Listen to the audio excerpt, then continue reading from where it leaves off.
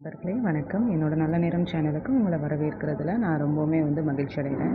இன்னும் 15 நாட்களில் குரு பெயர்ச்சி அப்படின்றது நம்ம எல்லாருக்குமே தெரியும். இந்த 5 ராசிக்காரர்களுக்கு ஜாக்பாட் அடிக்க போகுது அப்படின்னு சொன்னால் நம்புவீங்களா? அதை பற்றி தான் இந்த பதிவில் நம்ம முழுமையாக பார்க்க போகிறோம். ஜோதிடத்தில் பார்த்தீங்க அப்படின்னா குரு கிரகம் செழிப்பு, அறிவு, அப்புறம் ஆன்மீக முன்னேற்றத்திற்கான காரணியாக கருதப்படுது. அதன்படி வரும் அக்டோபர் 18ஆம் தேதி குரு தன்னோட ராசியை மாற்ற போகிறாரு. இந்த மாற்றம் சில ராசிகளுக்கு அக்டோபர் 18, 2025 அன்னைக்கு இரவு 9:39 மணிக்கு குரு மிதுனத்திலிருந்து கடகராசிக்கு பெயர்ச்சி அடைகிறாரு. கடகம் அப்படிங்கிறது குருவோட உச்ச ராசி.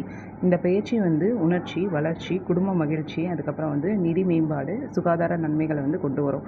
இதனோட தாக்கம் ராசிக்கு ராசி மாறுபடும் அப்படின்னாலும் சில ராசிகளுக்கு இது மிகவும் மங்களகரமாக இருக்க போகுது. குரு எப்போதும் பார்த்திங்கன்னா வருடத்துக்கு ஒரு முறை தான் ராசிகளை மாற்றுவார். ஆனால் தற்போது அவர் பெயர்ச்சி செய்ய போகிறாரு. அக்டோபர் 18ஆம் தேதி பார்த்திங்கன்னா கடகராசிக்கு இடம்பெயர்றாரு. பின்னர் 5ஆம் தேதி மிதுன ராசிக்கு திரும்பிடுவார்.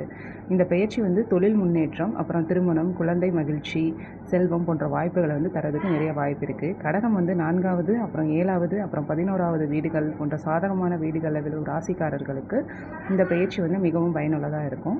இந்த பெயர்ச்சி ஆசிரியர்கள், அதுக்கப்புறம் வழக்கறிஞர்கள், மருத்துவர்கள், படைப்புத் துறைகளில் இருக்கிறவங்களுக்கு ரொம்பவுமே சாதகமாக இருக்க போகுது.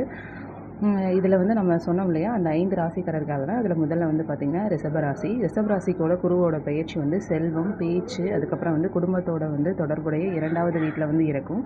இந்த பெயர்ச்சி ரிஷபராசிக்கு நிதி செழிப்பையும் குடும்ப மகிழ்ச்சியும் தரும்.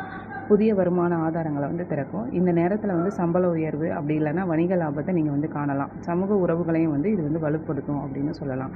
2வதாக இருக்கிறது கடகராசி. கடகராசிக்காரர்களுக்கு குருவோட லக்ன வீட்டில் பெயர்ச்சி அடைகிறதுனால ஆரோக்கியம், அப்புறம் தன்னம்பிக்கையை குறிக்கும். இந்த பெயர்ச்சி கடகராசிக்காரர்களுக்கு பொன்னான வாய்ப்புகளை தரும். குருவோட உயர்ந்த நிலை உங்களோட தன்னம்பிக்கையை அதிகரிக்கும். மேலும் புதிய பொறுப்புகள், அப்புறம் வேலையில் பதவி உயர்ந்து நீங்கள் பெறலாம். செரிமானம் மேம்படும். மன அழுத்தம் நீங்கும். சமூகத்தில் கௌரவம் உங்களுக்கு கிடைக்க போகுது. அடுத்த பார்த்திங்க அப்படின்னா கன்னிராசி தான். கன்னிராசிக்காரர்களுக்கு இந்த குருவோட பெயர்ச்சி 11வது வீட்டில் நடக்கும். இது லாபம், நண்பர்கள், அப்புறம் ஆசைகள் நிறைவேறுதலை குறிக்கிறது. இந்த பெயர்ச்சி கன்னிராசிக்காரர்களுக்கு அதிர்ஷ்டகரமானதாக தான் இருக்கும்.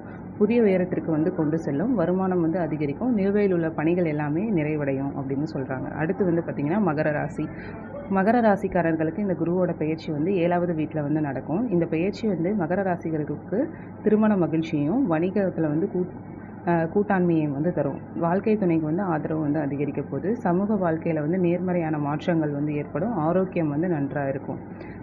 5வதாக பார்த்திங்கன்னா மீனராசி. மீனராசிக்காரர்களுக்கு குருவோட பெயர்ச்சி 5வது வீட்டில் இருக்கும். இந்த பெயர்ச்சி மீனராசிக்காரர்களுக்கு ஆன்மீக வளர்ச்சியை தரப்போகுது. உயர்கல்வி, அப்புறம் போட்டித் தேர்வுகளை வெற்றி பெறுவீங்க. உங்கள் காதல் வாழ்க்கை அதிகரிக்கும். நிதி ஆதாயம் கண்டிப்பாக உண்டாக போகுது. குரு பகவானை முழுமையான அருளை பெறணும்னா இந்த மூல மந்திரத்தை நீங்கள் கண்டிப்பாக சொல்லுங்கள். ஓம் ஸ்ரம் ஸ்ரீம் ஸ்ரவம் ஷ்ரக் குருவே நமக. தினமும் இந்த மந்திரத்தை 5 தடவை சொன்னீங்க அப்படின்னா நம்ம வாழ்க்கையில் நிறைய பலன்களை நம்ம எதிர்பார்க்கலாம். இந்த பதிவில் 5 ராசிக்காரர்களுக்கான முழுமையான பதிவு நான் சொல்லியிருக்கேன். அப்படியே மறக்காமல் நம்ம சேனலையும் சப்ஸ்கிரைப் பண்ணி வச்சுக்கோங்க நண்பர்களே.